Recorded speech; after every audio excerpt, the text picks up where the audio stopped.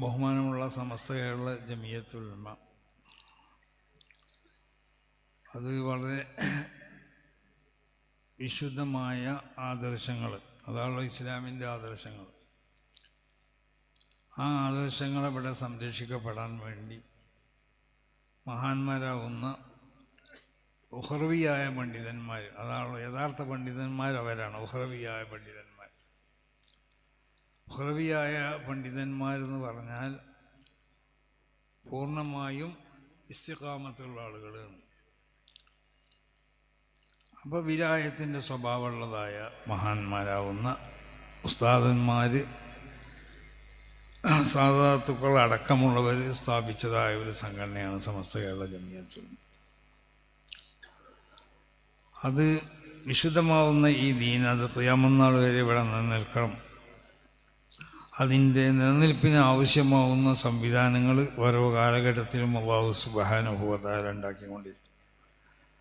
അതിൻ്റെ ഒരു ഭാഗമാണ് സമസ്ത കേരള ജമിയത്തുൽ ഉലമ.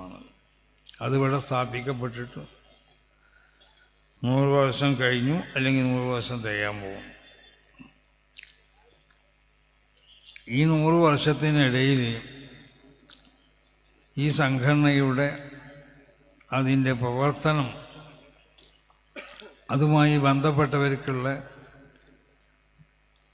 അവരുടെ ജീവിത രീതി, അവരുടെ സമീപനം, ഇതൊക്കെ മനസ്സിലാക്കിക്കൊണ്ടാണ് ഈ സംഘടനയെ ഈ രാജ്യത്തുള്ള ആളുകൾ വിലയിരുത്തുന്നതും വിലയിരുത്തിയതുമൊക്കെ. ഇപ്പോൾ നമ്മൾ ഒരുപാട് എല്ലാ ജില്ലകളിലും, കാസർഗോഡല്ലാത്ത എല്ലാ ജില്ലകളിലും സ്വീകരണം നൽകപ്പെട്ടു. മലപ്പുറം ജില്ലയിൽ 2 സ്ഥലത്ത് വെച്ചുകൊണ്ട് സ്വീകരണം നൽകപ്പെട്ടു. ഈ സ്വീകരണത്തിലൊക്കെ പങ്കെടുത്ത എല്ലാ രാഷ്ട്രീയക്കാരും, രാഷ്ട്രീയമില്ലാത്തവരും, നമ്മുടെ മതക്കാരാവുന്ന ആളുകളും അല്ലാത്ത മതക്കാരൊക്കെ ഈ സംഘടനയെ പ്രശംസിച്ചു കൊണ്ടിട്ട് ഇതിൻ്റെ പ്രവർത്തനം, ഇതിൻ്റെ നിലപാടുകൾ, ഇതിൻ്റെ തീരുമാനങ്ങളൊക്കെ അഭിനന്ദിച്ചുകൊണ്ടും അതിനെ പ്രകീർത്തിച്ചുകൊണ്ടുമാണ് പ്രസംഗിച്ചിട്ടുള്ളത്. ഇത് തന്നെയാണ് നമ്മൾ ഈ യാത്ര കൊണ്ട് ഉദ്ദേശിക്കുന്ന ഏറ്റവും വലിയ ഒന്ന്.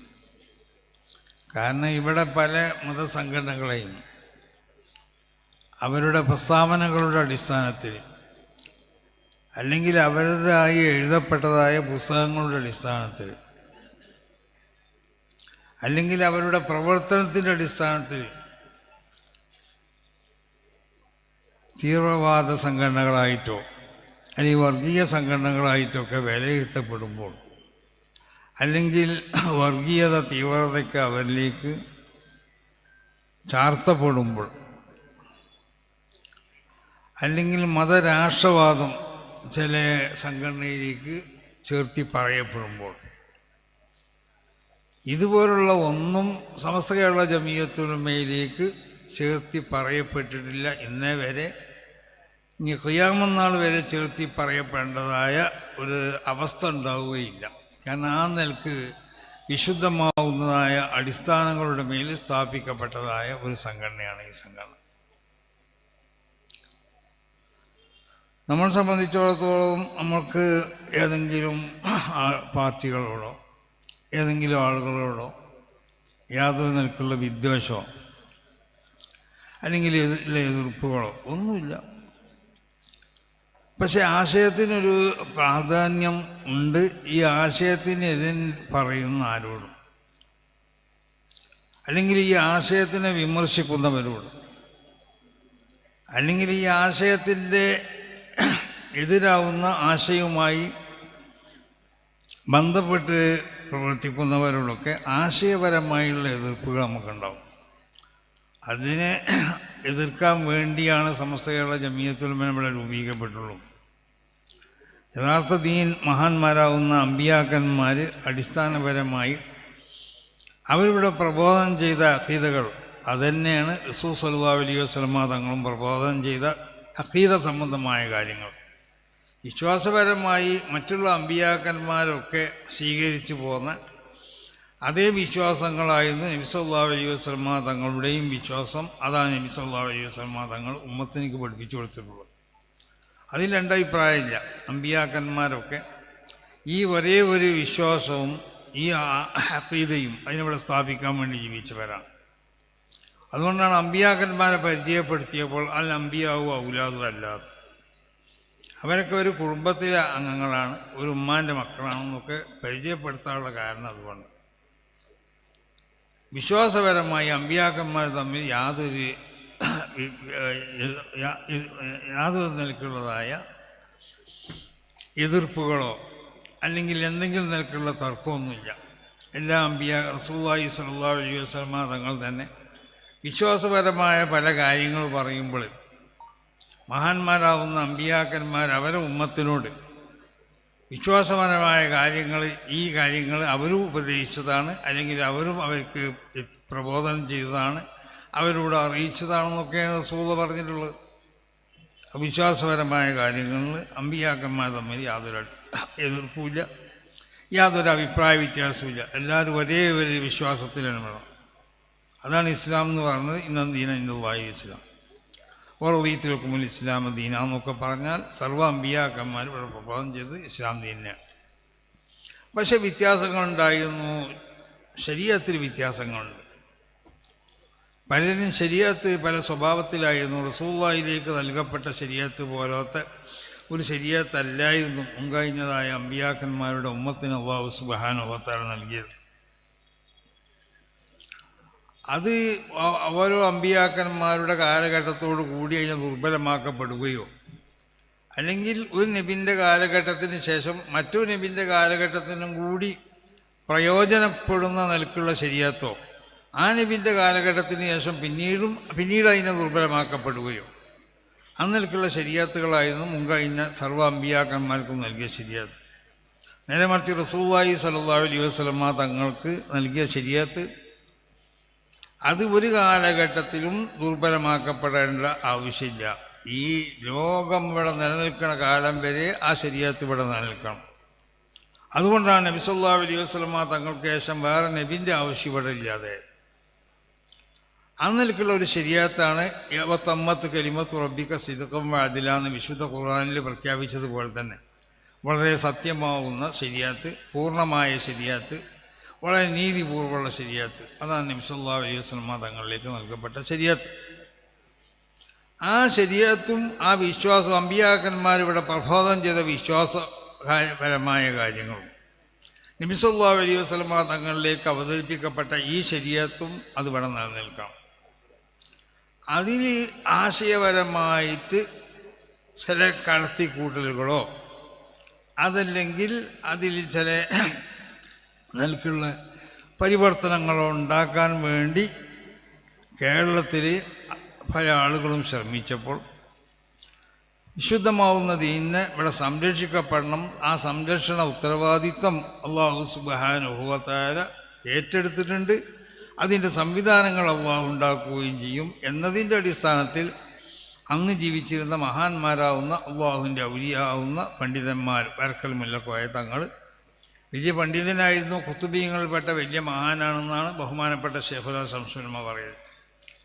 അതുപോലെ തന്നെ പാങ്ങൽ അഹമ്മദ് കുട്ടി മുസ്ലിയാർ വലിയ നിറഞ്ഞ പണ്ഡിതനായിരുന്നു.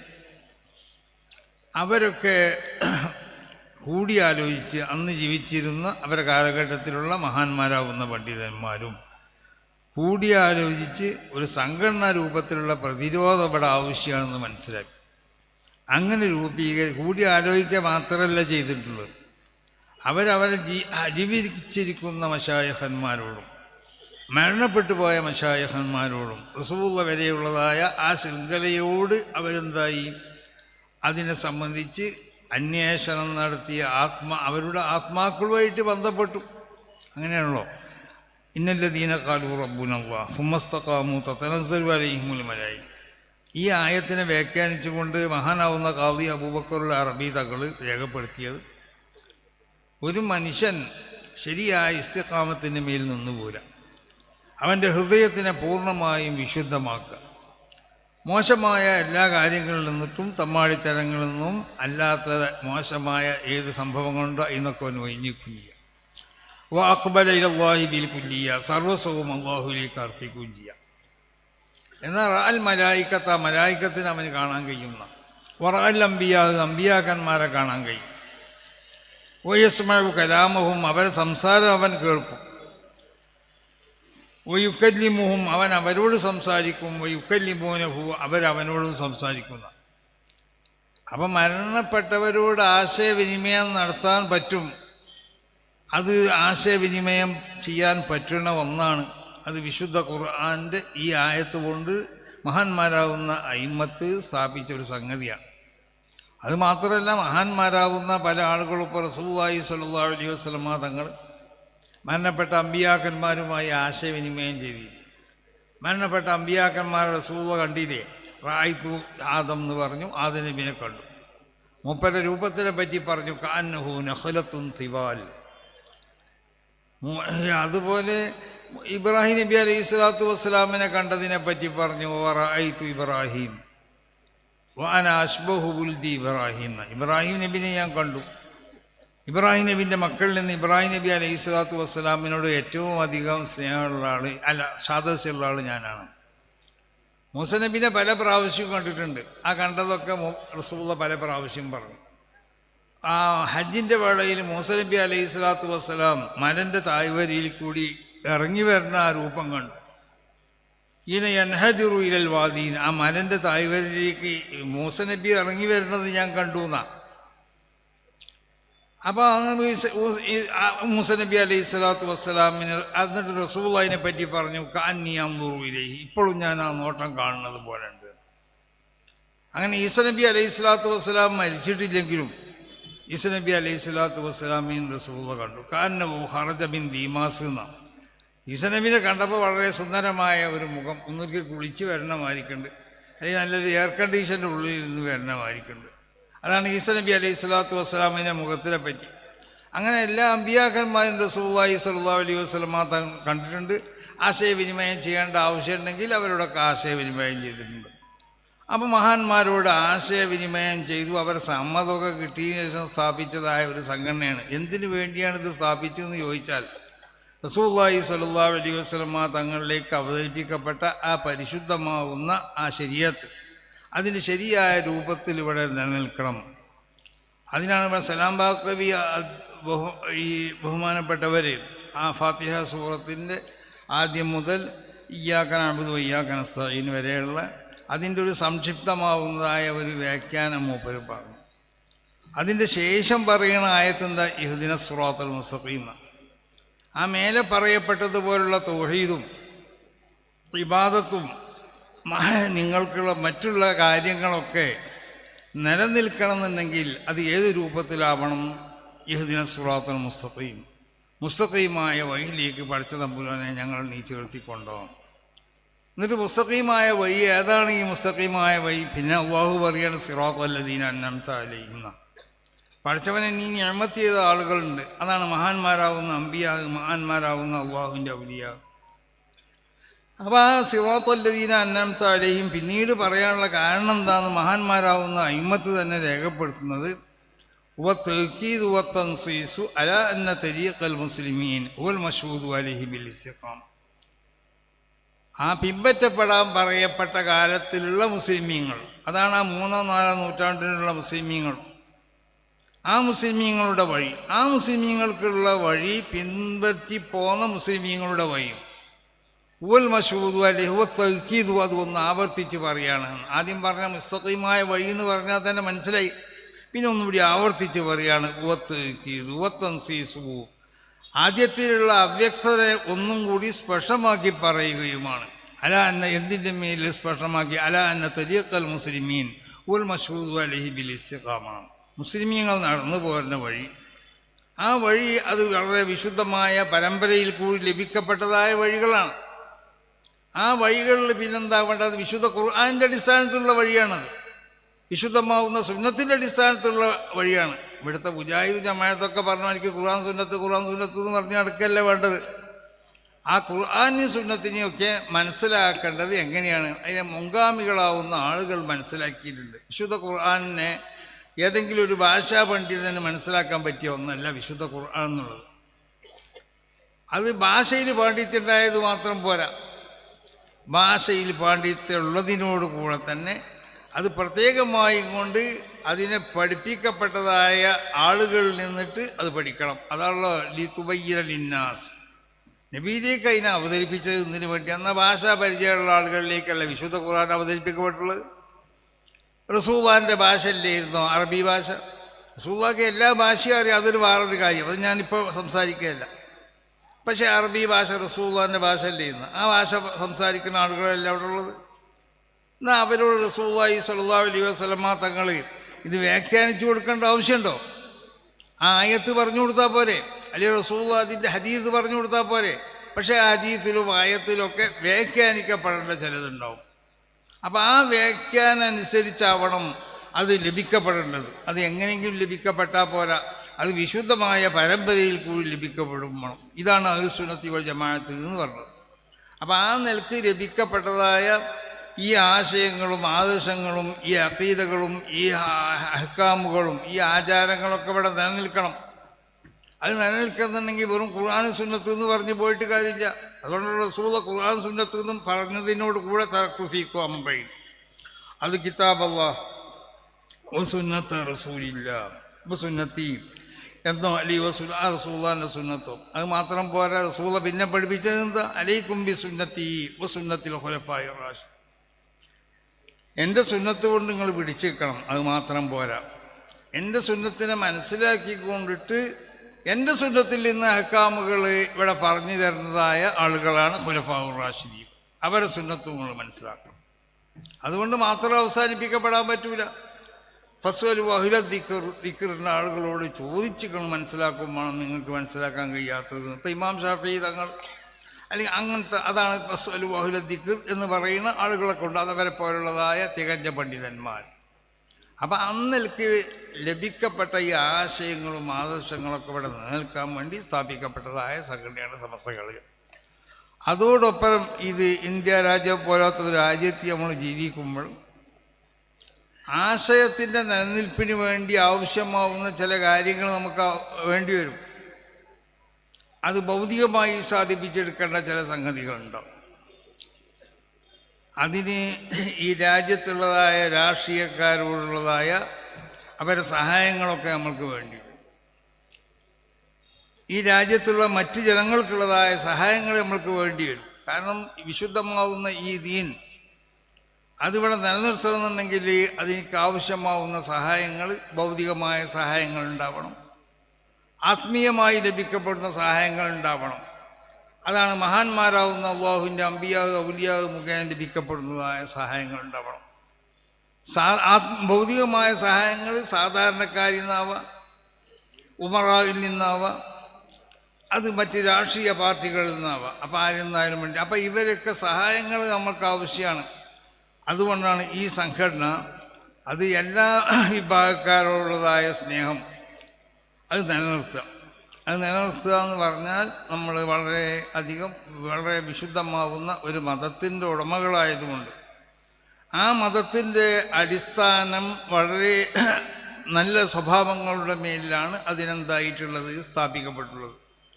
അപ്പോൾ ആ സൽഗുണങ്ങളൊക്കെ നമ്മളിലുണ്ടാവണം. നമ്മളെ വാക്ക് നമ്മൾ ശ്രദ്ധിച്ചുകൊണ്ടേ കൈകാര്യം ചെയ്യാൻ പാടുള്ളൂ. ആ വാക്കിൽ നിന്ന് ആർക്കെങ്കിലും എന്തെങ്കിലും നിലയ്ക്ക് വ്യംഗ്യമായിട്ടോ സൂചനാപരമായിട്ടോ എന്തെങ്കിലും പ്രയാസമുള്ളൊരു വാക്ക് നമ്മളെ പ്രസംഗത്തിലോ അല്ലെങ്കിൽ നമ്മളെ എഴുത്തിലോ അല്ലെങ്കിൽ മറ്റുള്ള നമ്മളെ സംസാരത്തിലോ ഉണ്ടാവാൻ പാടുള്ളതല്ല.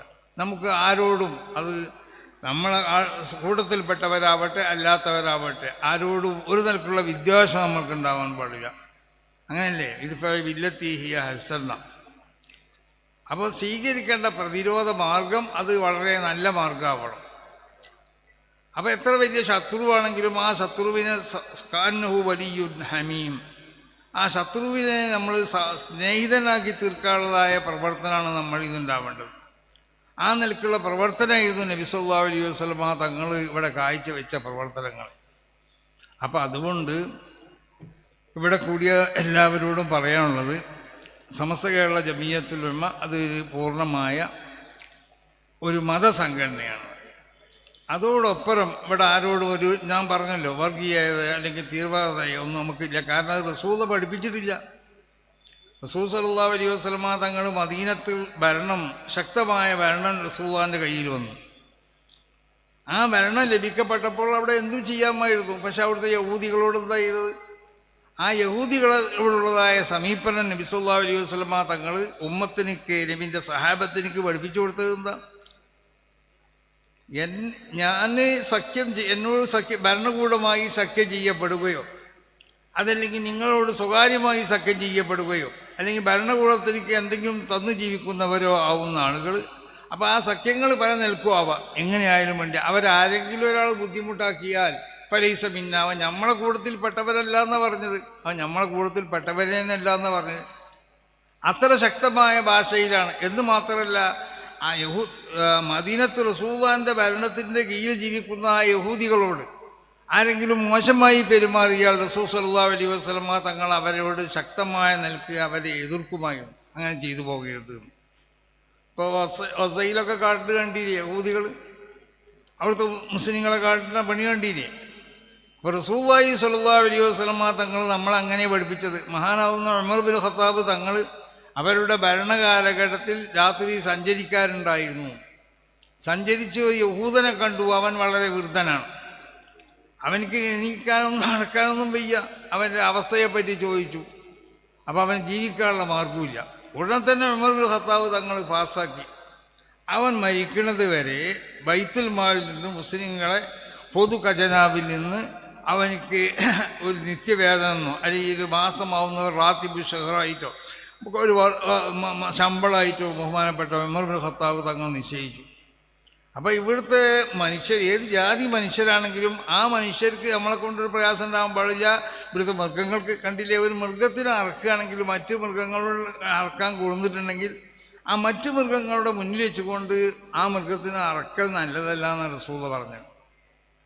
അപ്പം അത്രമാത്രം ഇവിടുത്തെ എല്ലാവിധ അള്ളാഹുവിൻ്റെ മഖ്ലൂഖാത്തിനോടുള്ള എല്ലാവിധ അവർക്ക് വേണ്ട റഹ്മത്തുകൾ എന്തൊക്കെയാണോ അത് പൂർണ്ണമായും കൊണ്ട് നടപ്പിൽ വരുത്തി ജീവിച്ച ഒരാളാണ് റസൂലുള്ളാഹി സ്വല്ലല്ലാഹു അലൈഹി വസല്ലം. ജീവിതത്തിൽ ഒരു ദിവസവും നബി സല്ലല്ലാഹു അലൈഹി വസല്ലമ തങ്ങൾ വളരെ നിറച്ച് ഭക്ഷണം കഴിച്ചിട്ടില്ല.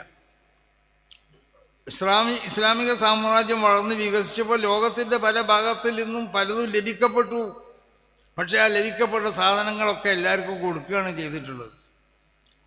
ഏതെങ്കിലും ഒരു ദിവസം ഉണ്ടല്ലോ, മകൾ ഫാത്തിമ റളിയല്ലാഹു തആല അൻഹ വന്ന് പറഞ്ഞു, എനിക്ക് അരക്കാനൊന്നും കഴിയുന്നില്ല, വലിയ പ്രയാസമുണ്ട്. അപ്പം അതുകൊണ്ട് ഏതെങ്കിലും ഒരു സേവകനെ വെച്ച് തരണം. അപ്പോൾ റസൂൽ പറഞ്ഞത് എന്താണെന്നറിയോ? ജിന്നെ ദിക്റ് ചൊല്ലിക്കോ എന്ന് പറഞ്ഞു. ദിക്റ് അല്ലാന്നാണ് പറഞ്ഞു കൊടുത്തത്, സേവനം തരാമെന്നല്ലേ പറഞ്ഞിട്ടുള്ളത്. അപ്പോൾ റസൂലുള്ളാഹിയും റസൂലുള്ളാഹിൻ്റെ കുടുംബങ്ങളും അവരൊന്നും ജീവിതത്തിൽ ഒരു ദിവസവും വയറു നിറയെ ഭക്ഷണം കഴിച്ചിട്ടില്ല. പക്ഷേ കിട്ടുന്ന ഭക്ഷണങ്ങളൊക്കെ പലർക്കും വിതരണം ചെയ്യുകയാണ് റസൂലുള്ളാഹി സ്വല്ലല്ലാഹു അലൈഹി വസല്ലമ തങ്ങൾ ചെയ്തിട്ടുള്ളത്. അപ്പം ആഡംബര പ്രിയനായിരുന്നില്ല റസൂലുള്ളാഹി സ്വല്ലല്ലാഹു അലൈഹി വസല്ലമ തങ്ങൾ. മണിമാണികൾ റസൂലുള്ളാഹി സ്വല്ലല്ലാഹു അലൈഹി വസല്ലമ തങ്ങൾ ഉണ്ടാക്കിയിട്ടില്ല. അപ്പം ആ നിലയ്ക്ക് ജീവിച്ച നബി സല്ലല്ലാഹു അലൈഹി വസല്ലമ തങ്ങളുടെ ഉമ്മത്തുകളാണ് നമ്മളെന്നുള്ള ബോധം നമുക്കുണ്ടാവണം. നമ്മളുടെ ജീവിത രീതിയിൽ എപ്പോഴും മിതത്വം പാലിക്കണം. അത് ഇസ്ലാമിൻ്റെ ഏറ്റവും വലിയൊരു തത്വമാണ് മിതത്വം എന്നുള്ളത്. എല്ലാ രംഗത്തും മിതത്വം നമ്മൾ പാലിക്കണം. നമ്മൾ ഭക്ഷണത്തിലാണെങ്കിലും വസ്ത്രത്തിലാണെങ്കിലും നമ്മളോട് ബന്ധപ്പെട്ട ഏത് സംഗതികളായാലും മിതത്വമൊക്കെ പാലിക്കണം.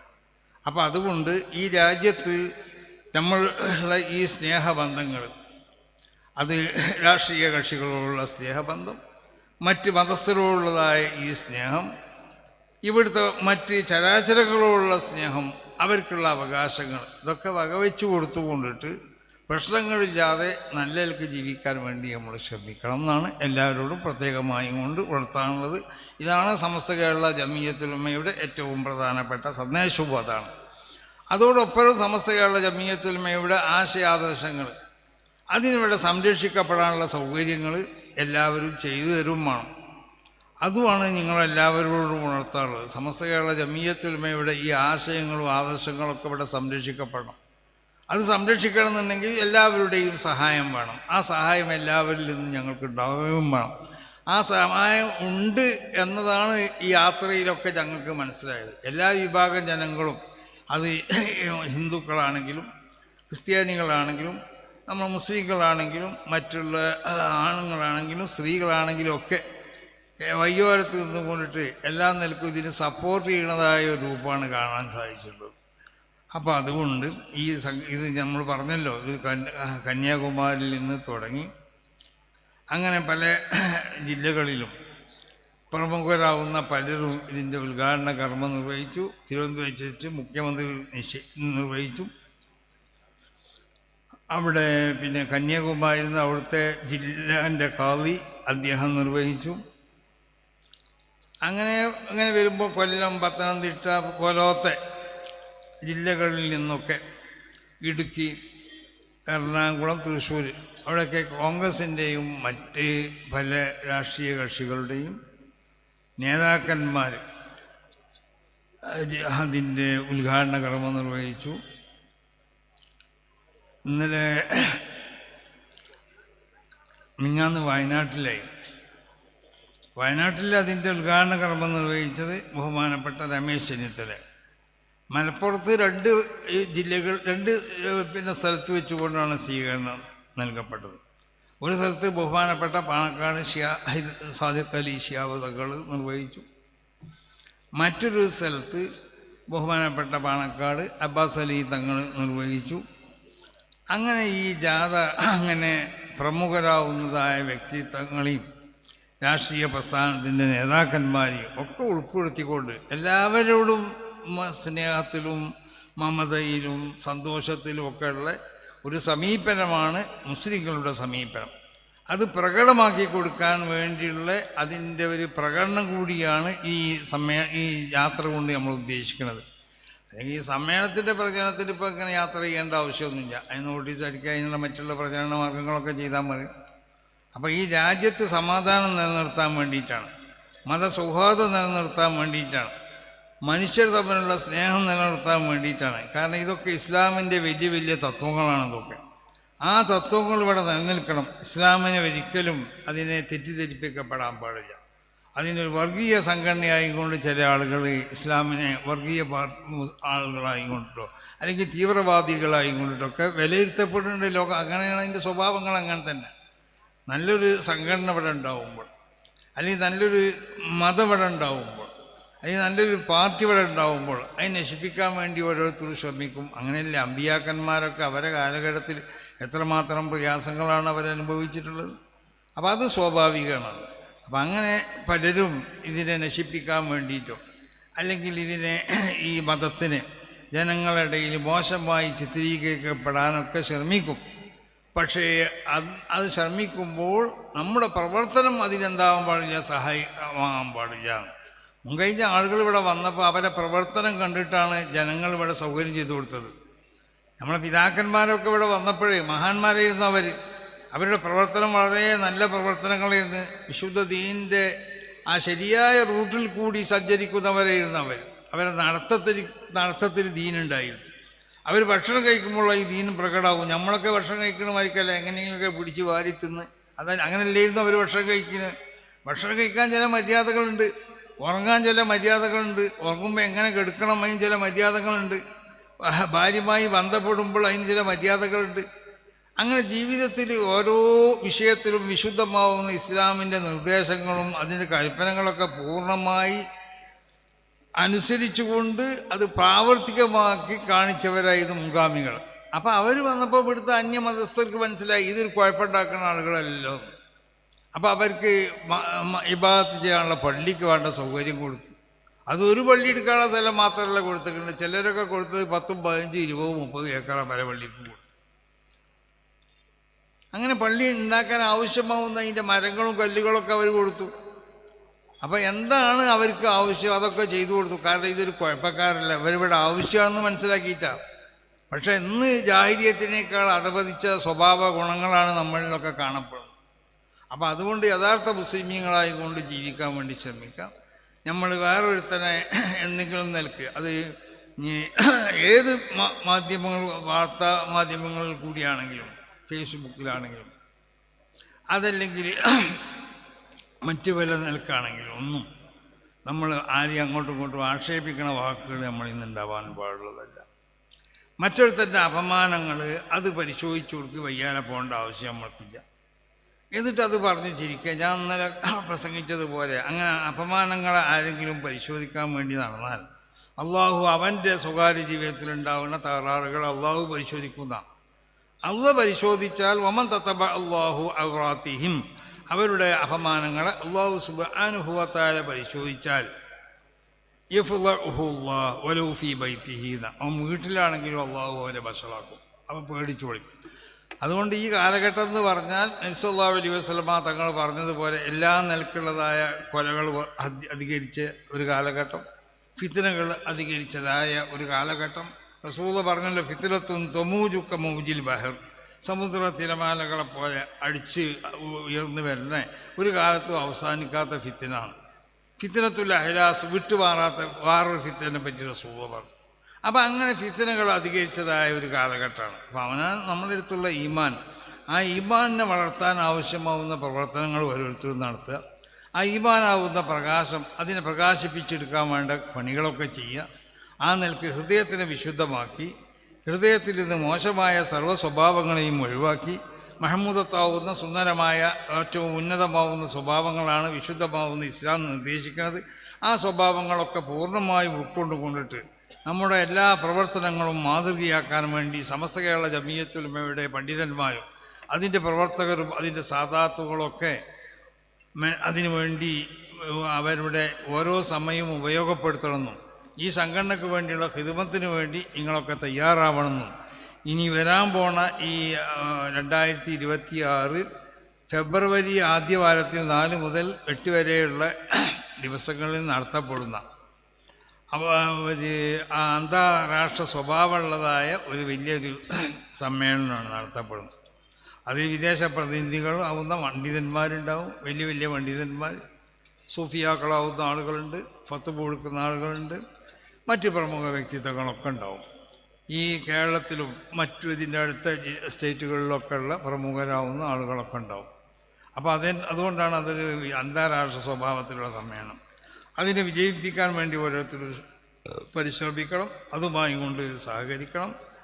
അതിന് വേണ്ട സഹായങ്ങളും സൗകര്യങ്ങളൊക്കെ എല്ലാവരും അത് രാഷ്ട്രീയ ഭേദ്യവന് മതഭേദവന് ഇന്ന മതക്കാരെന്ന് വെച്ചാൽ എല്ലാ മതക്കാരും അതിനോട് സഹകരിക്കുക, എല്ലാ രാഷ്ട്രീയക്കാരും അതിനോട് സഹകരിക്കുക. ആ നിലയ്ക്ക് ഈ രാജ്യത്ത് സമാധാനം ഉണ്ടാക്കി തീർക്കുക, ഈ രാജ്യത്ത് സ്നേഹം ഉണ്ടാക്കി തീർക്കുക, ഈ രാജ്യത്തിൻ്റെ പുരോഗതിക്ക് ആവശ്യമാകുന്ന പ്രവർത്തനങ്ങൾ നടത്തുന്ന ആരുണ്ടോ അവരോട് കൂടെ സഹകരിച്ചുകൊണ്ട് വേണ്ടത് ചെയ്തു കൊടുക്കുക. ഇതൊക്കെ നമ്മളെ നിർബന്ധമായ ബാധ്യതയാണെന്ന് മനസ്സിലാക്കി ഓരോരുത്തരും അതിന് തയ്യാറാവണമെന്ന് ഞാൻ പ്രത്യേകമായി എല്ലാവരോടും ഉണർത്തിക്കൊണ്ടിട്ടുണ്ട്.